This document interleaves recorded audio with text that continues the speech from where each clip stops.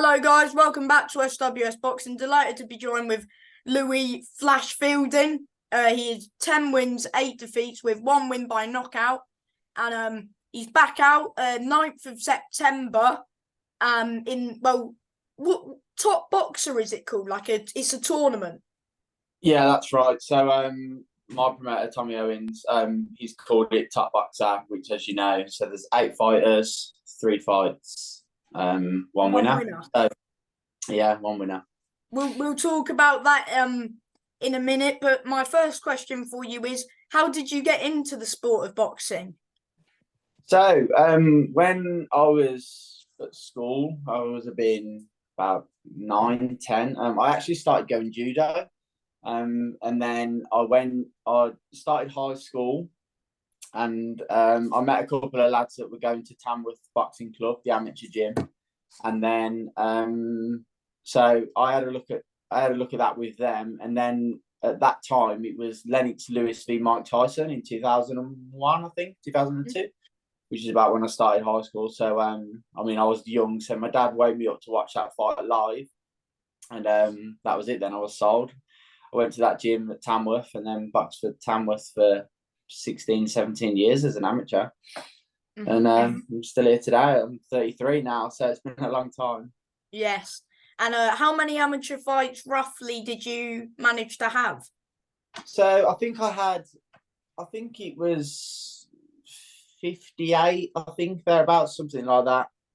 Been with some good lads over the years. I boxed Josh Warrington as an amateur in the amateurs. There was a lad really? called, yeah, he beat me by a few points in the ABAs, but I was struggling to make the weight at the time. I think I had a bit of a growth spurt because of the age. I think we was like 16, 17, and I shot up a bit more, and I couldn't really make. It was 52 kilo. We were matched out, and I was quite drained, but yeah, he was relentless then, just like he is now, just like non-stop high work rate, and yeah. It was a good fight though, good experience. That's not a bad name to say you fought, is it? No. He beat me by a few points in the end. It wasn't a million miles away, you know. Yeah, good fight. Yeah, he's a nice lad as well. So I've spoke to him a lot more recently, like since I've been a pro in that as well. So yeah. Mm-hmm. And then you made your pro debut back in 2014. Yeah, that's right. So yeah, 9 years ago now. Yeah. Does it feel that long? It doesn't. It doesn't. It seems like I remember my debut like it was yesterday, but then I think it does seem a long time ago. But then I think because of COVID, when we had, it was the best part of like 2 years.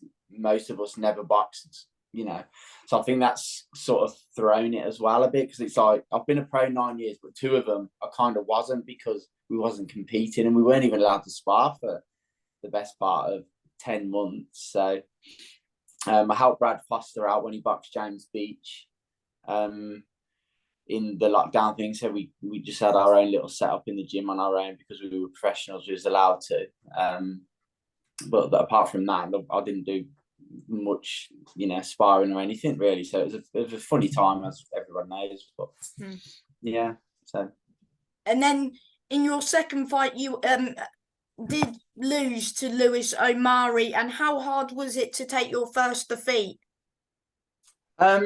Yeah, obviously, no, you're not in this game to want to lose. I just was like, I watched it back and I thought I boxed quite badly. I had a late change of opponent. He was quite a bit heavier than me. I think I gave away about 11 pounds on the day. And then he was a southpaw and that, so that was all new to me. But afterwards, I kind of just thought, all I can do is I either walk away from it in a mad, or I look at where I went wrong and improve, and that's just how I look at boxing in general, really. You either win or you learn, lose or you don't lose, you win or you learn, you know what I mean? So was it hard to motivate yourself to get back in the gym after that defeat? Not really, no, because I was frustrated on how I actually boxed all them years ago, and what I'd done in the training itself. And I thought, well, I need to get back out sooner rather than later and just correct what, just improve on what I did and correct things that I didn't think were quite right. And to how I approach training and that as well. So just yeah, so not really no after a defeat. I mean, obviously I've had a few on my record now, but it doesn't really knock me back. I just love the sport and love being involved in it all anyway. So Then you yeah, got back to winning ways against Qassam Hassan. yeah, And how happy were you to get back to winning ways? yeah. It was a good fight actually. I remember that one well because my John Pegg manages me and he manages Cass as well. And at that time, I think the border on Cass's back. I mean, he was a journeyman, but he came in had a real good go. So we had a real good fight, and I think that's what I needed. I mean, I could have just went in with a lad that's just, it's just going to let you go through the ropes, tuck up, so they get paid your typical journeyman. But Cass, he really put it on me that fight. So, and it was a close fight as well, to be fair. But over 4 rounds, it's a short distance, so anything can happen. I mean, he started fast, and I think I was probably down on the first round, and then just clawed back into it, and and things I worked on was showing in that fight. So yeah, I was quite happy with that one. Yeah. Mm-hmm. Then you fought Joe Breeden. You fought him twice, haven't you? I think I've actually boxed Joe 3 times now over the years, Joe Breeden. But yeah, that first fight I boxed really well, and I was improving more and more. And then I had an opponent drop out a fair few years later, and obviously Joe was available, so it was either box Joe again or don't box at all. And if you ask, I bet you two were best mates. Yeah, we get on all right, me and Joe. Yeah, yeah. He's a nice lad, and he's doing well for what he's doing. So yeah, but yeah, that first fight was a good fight, and I was just improving more and more then, really. Mm-hmm. Then you fought, was it Jiri Giros? Yeah, that's right. I think he was from Hungary. Yeah, it was 4-8. So yeah, he wasn't a bad kid. He boxed quite well. He looked quite big for the weight he made, so I thought he might have struggled to make the weight a little bit. So I was like, right, and we'd been working on working the body a bit more and the stuff. So we did then, and I think I caught him with some good body shots, and then and yeah, that one ended early. Oh yes, that was your first stoppage win, and how that was your only stoppage, and would you say that's the best win of your career so far? Well, it's good. I mean, obviously we don't get paid overtime, so if you can get somebody out of there early, I mean, it's always nice. But yeah, I was just pleased because at that point, the things we were working on changing the angle of working the body and things, we put into practice that night, and it came off because that's what I stopped him with body shots alone. So yeah, it worked. Yeah, come on, yeah. And then you got Rafael, who got disqualified. What happened with that? Because I haven't seen that one. I mean, I hurt him a few times as well, and then because he kept holding and using his head, just typical tactics. So I was quite disappointed that he got disqualified because I was on the verge of stopping him as well. But my manager John said then, he's like, well, you'd rather get the win by him being disqualified than boxing poorly as you did in the second fight and getting the loss. So I just took that on board and moved on, really. Yeah. But then you fought Simaz, can't pronounce his surname. Velasinas, I think it is, Sam. Velasinas, yeah. We'll go on that. Yeah. That was my first 6-rounder. And we knew he was a strong kid. And yeah, I just knew I'd always had good feet as a boxer. I was a well-schooled amateur. So I really knew just to keep boxing and keep moving. And I boxed really well that day. I don't think I really got hit with anything, to be fair, over the 6. So then you fought Jordan Ellison over 4 rounds. You got stopped, but Jordan, that was before Jordan became a journeyman, wasn't it? Yeah, he was a bit of a prospect at that point, but I was like, well, I boxed these last few kids, and I was like, we got hard sparring. I was like, I don't see why lads want to do all this hard sparring and then go in with like easy fights, and things like that. So I did say to John, I was like, get me somebody a bit better, and he got me Jordan, and it was a good fight. It was it was close. I think I was probably up, and then right at the end, we just came out of a clinch, and he called me on the top of my head as we came away, and that just wobbled me a bit, and I got stopped with a few seconds left of the fight, really, which was frustrating. But again, it was just a learning curve of just little things. Keep your hands up when you come out of when you're in close, little things. So I just took it on the chin, really. Do you think you were yeah, winning the fight? Yeah, I mean, it was quite close. I mean, he was quite strong and coming forward, but there weren't much in it, really. I think I was picking off cleaner shots and kept moving and stuff, and he was trying to get in close, and then obviously eventually did. So. Mm-hmm. Then you Yeah. fought for the Midlands title against Paul Holt, but Yeah. but you could have easily gone for another like a warm up fight, but you jumped straight back into the deep end. You did.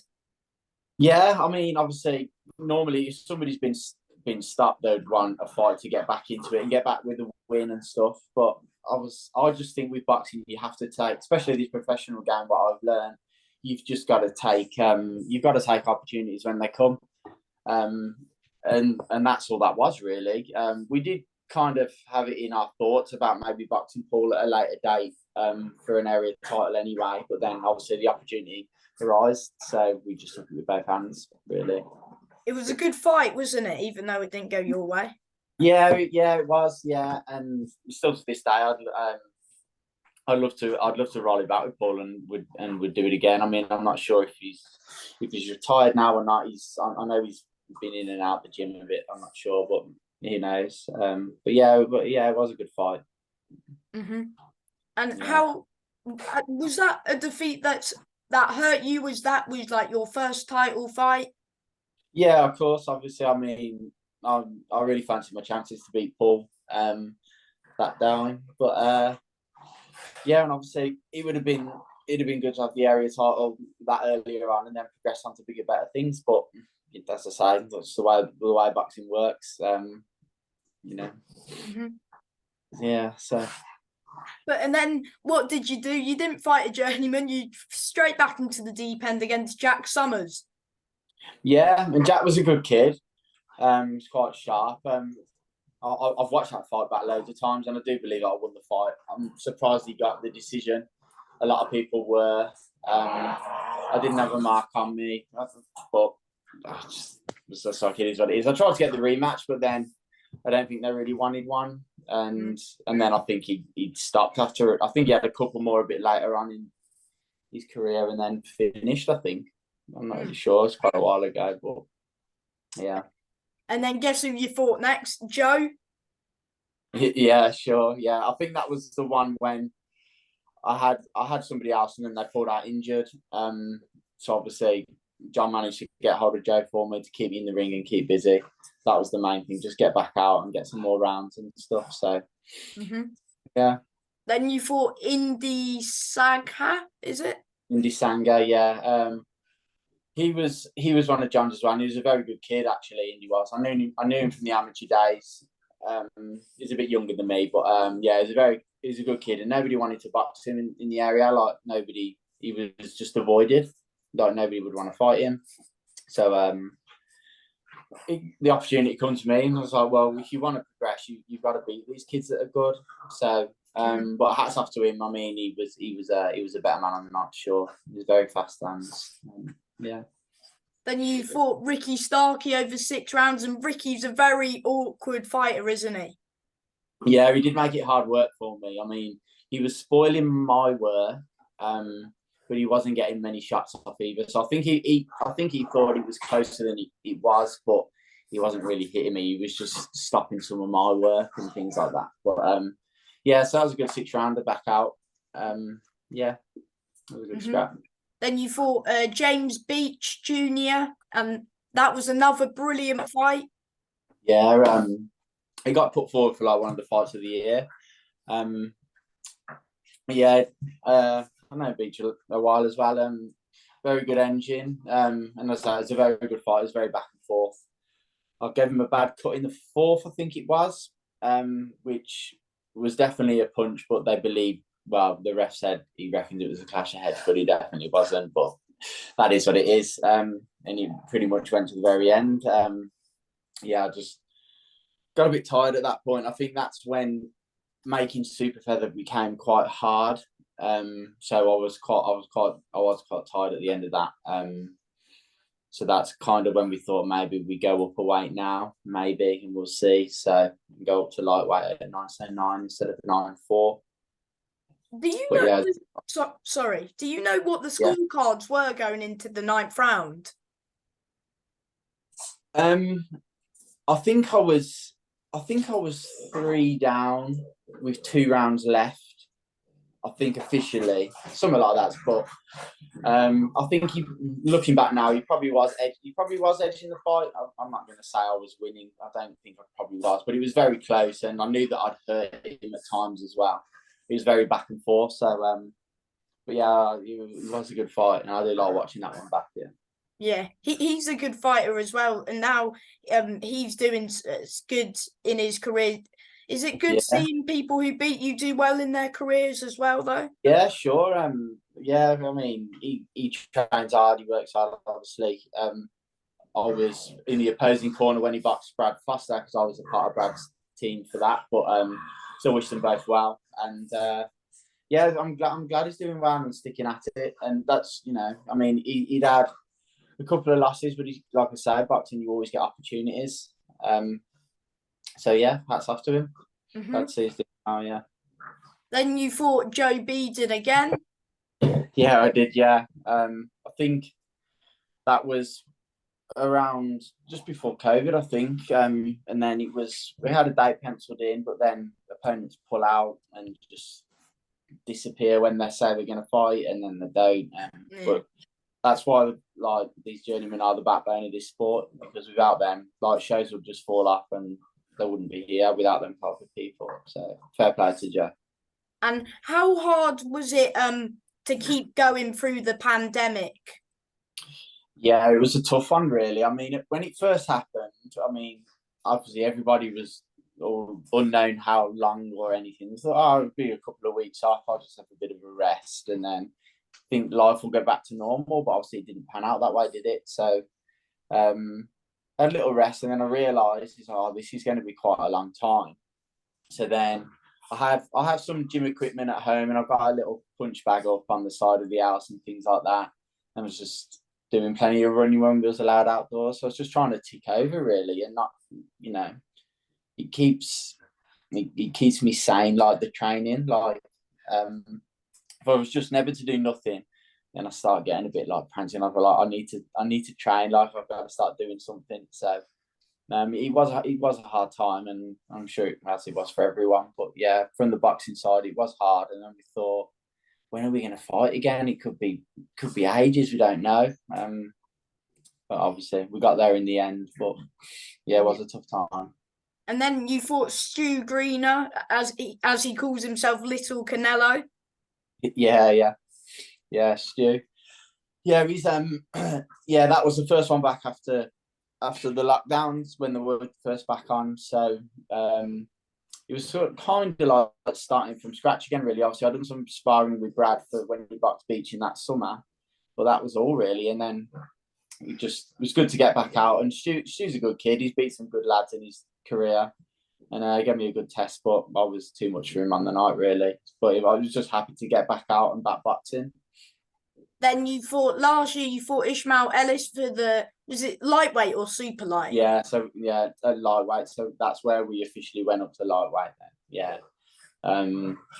Close fight, but yeah, it went Ish's way by, I think it was 96, 94. No offense, but I do agree with the card. I thought there was a few close rounds, but I just gave it to Ish. Yeah, I mean, I knew it was close, and it's hard when there's so many of them rounds. I think were close. I think I started a little bit slow. That was all. I think the second half of the fight, I started taking over. It was like a fight of two halves, pretty much. I think, but it was close, and again, that's still in our minds to try and get a rematch and do it again. He's a nice kid. He's a good Villa fan like myself, so yeah, I don't mind. He's a nice kid, so it'd be good to do it again one day for sure. And it was at Villa Park, I do believe.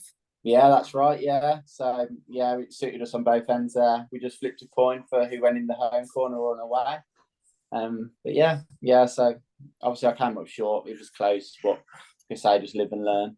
Did you enjoy fighting at Villa Park? Of course, you're a Villa fan. Yeah, sure. I mean, it'd be even to this day, I mean, if we can get some bigger stages on there, maybe have one. There was talks about having a ring on the pitch in the summers and things like that. It's all ongoing. So hopefully one day we can get a big fight on something like that. It'd be amazing. Oh yeah, because it was at one of the like hospitality suites or something. Yeah, Wasn't so it's under the whole end in that room. Yeah, so which is it's a nice venue and it's still great to box there. But if we could ever get a ring on the pitch in the summer, it'd be a big amazing chapter to my book. Yeah, sure. it? And of course, you fought Campbell Hatton earlier this year. Yeah. Did you enjoy the? I know you didn't. The fight didn't go your way, and I was there for what it was. But did you enjoy the whole build up and experience boxing Yeah, at the O2 Arena? Yeah, I mean, obviously, I've been in good fights on small hall shows, and I've been and witnessed shows like some of the BT shows and stuff before. But the build up for being on the undercard of Anthony Joshua like that, it's something else.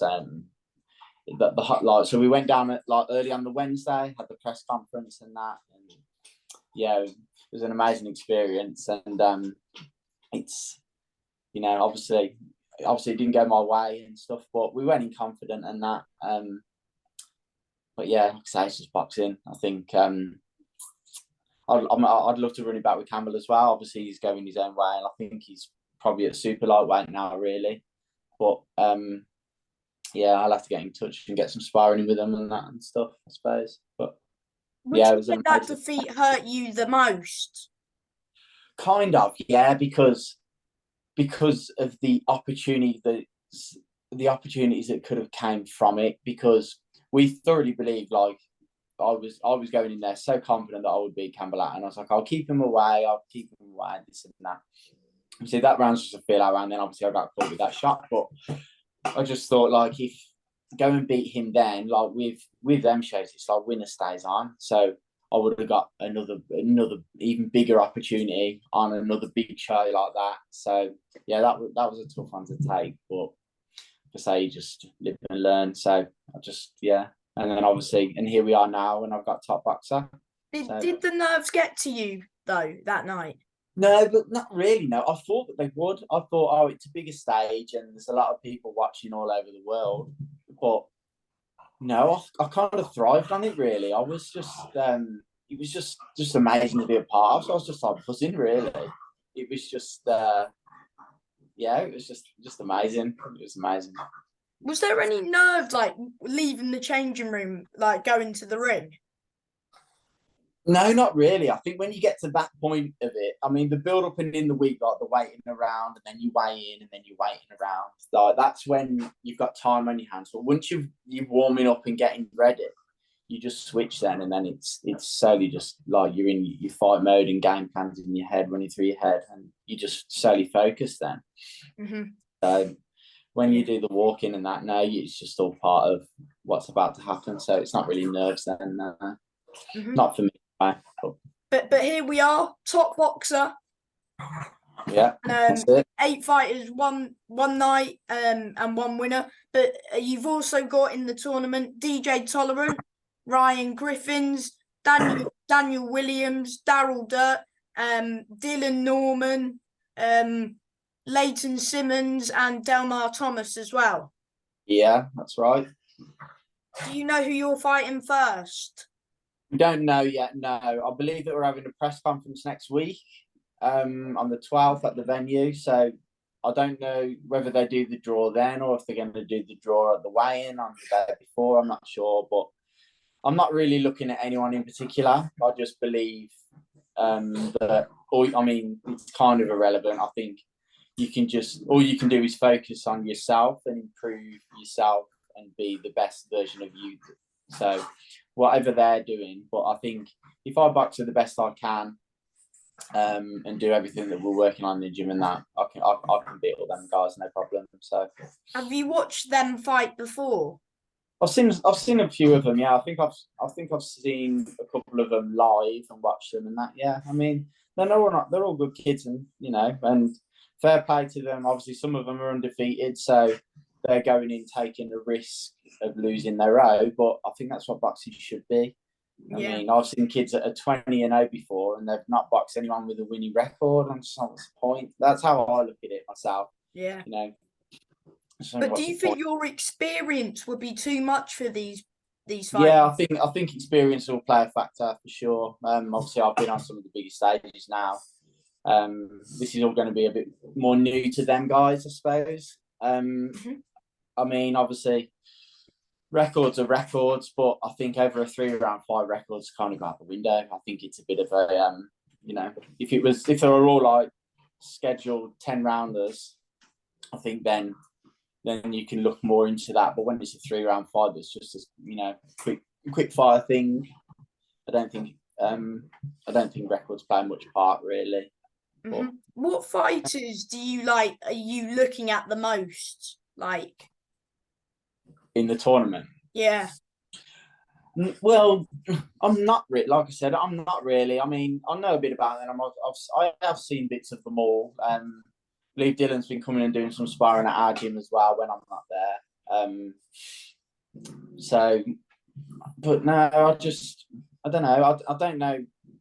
I don't know who's meant to be the favourite or not or what. I'm probably somewhere in the middle of that group. I don't know. But like I said, when they're 3 round fights, I think it all goes out the window anyway, and it can be a bit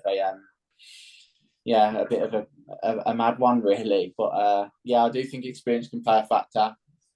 Especially going once you get through. If you're going to get through to the final and you've already boxed 6 rounds and then you're fighting somebody different, I think that's where experience can play its part, and I think that's where I come on top. How excited are you for the tournament? Yeah, good. I mean, obviously, I come off a bad defeat off Campbell, so then you're at your lows. But like I said, I know boxing well enough to know that opportunities always arise, and this is exactly what's happened. So, and obviously, this is the fast track to the Midland title again, which is on that show as well with Scott and Mikey. So, see what happens there, and then just go from there. So, like I said, So, the winner of this tournament is guaranteed to fight the winner of Scott and Mikey. pretty much, it's a fast track thing. That's what it's meant to be doing. So, we'll just take it one step at a time. But like I say, I've got this tournament to win first, and then we'll see what arises with it. Then, What would winning the tournament mean to you? well, like I say, I mean, it's a big thing. It'll improve my record a bit more. It's a nice payday, some good money involved. It's a fast track to get my career back on track. Really, obviously, coming off a stoppage, it's you're on your lower side, so go and get through that, and then obviously there's always doubters and that, and then I can be like, well, doubt me now when I've gone and beat all these guys. So and then on to bigger and better things. What would winning I know you're not looking past the guys in the tournament, but what would winning that area bout mean to you? Yeah, sure. I mean, obviously, I've boxed it a couple of times now, so and I've come up short, but it's one of them. It'll happen. I will get that bad one day for sure. So whether it comes off the back of this or a bit later on, I'm not sure, but I'll get it. Is the Midland title like your world title? It is at the moment, yeah, sure, because obviously I've boxed for it and I haven't got it. So now it's like, oh, right, I need to tick that box, get that area title, and then I can have my moment with my title, and then I can get that frame, keep that belt forever. Then amazing. But then it's like you go from there and go, right, now what? Right, let's get another fight for an English title eliminator. Let's progress and progress, and So, but yeah, like I say, step at a time, step at a time. So, and for anyone who wants to come to the fight to support you, how much are the tickets? Yeah, so the tickets I've got my hands on them now. So they're 65 ringsides and then they're 40 standards. So it's Solihull on the 9th of September at the Planet Ice. Anyone can contact me directly. So yeah. And before I let you go, do you want to thank anyone who's helping you in your career? Yeah, sure. I mean, first of all, I'm going to say thanks to John and Tommy Owens for granting me the opportunity and guiding me in my whole career. I want to thank all my sponsors, Gym Unity, Jalali's, Biosynergy, Rearjet, CBD Leaf Organics, T1 Media, there's loads. Without these other people involved, the grassroots of boxing have gone. So yeah, I just want to thank everyone and all the fans that come and support me throughout my career. And thank you for your time, Louis, and good luck with the tournament. Yeah, you too. Thanks for your time. Anytime, mate. Enjoy the rest of your day. Yeah, you too. Bye.